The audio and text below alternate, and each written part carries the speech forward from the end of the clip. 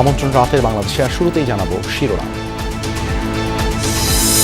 Khalilur Rahman, Bangladesh, 99. Andreas Kakouris, Cyprus, 91.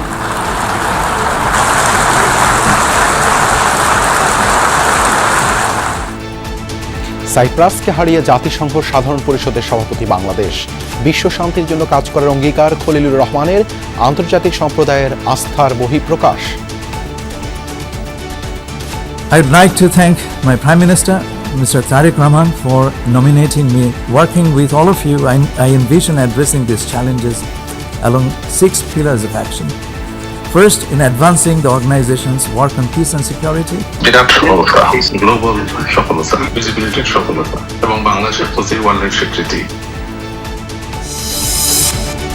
বিশেষ নীতি সহায়তা দিয়েও থামেনি খেলাপি ঋণ। 3 মাসে বেড়েছে 31,500 কোটি টাকা।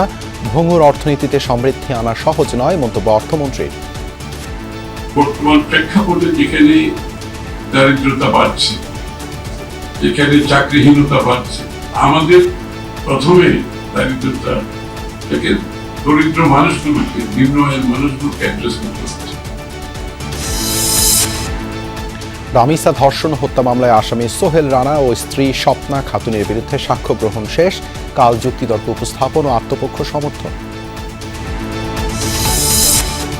যে কোনো পুশব্যাকের বিপক্ষে বাংলাদেশ। সীমান্ত হত্যাসহ নানা ইস্যুতে আলোচনা হবে বিজিবি বিএসএফ বৈঠকে, জানালেন স্বরাষ্ট্রমন্ত্রী।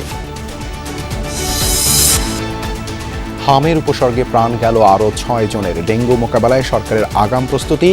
10% বেড ফ্রি রাখবে প্রাইভেট মেডিকেলগুলো, জানিয়েছে স্বাস্থ্যমন্ত্রী। 10,000 টাকা হলে 80% 8,000 টাকা মাস দিতে হবে না।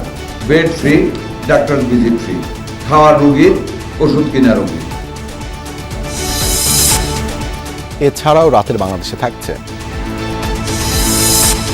বর্ষিয়ান রাজনীতিবিদ তোফায়েল আহমেদকে ভোলায় রাষ্ট্রীয় মর্যাদায় দাফন।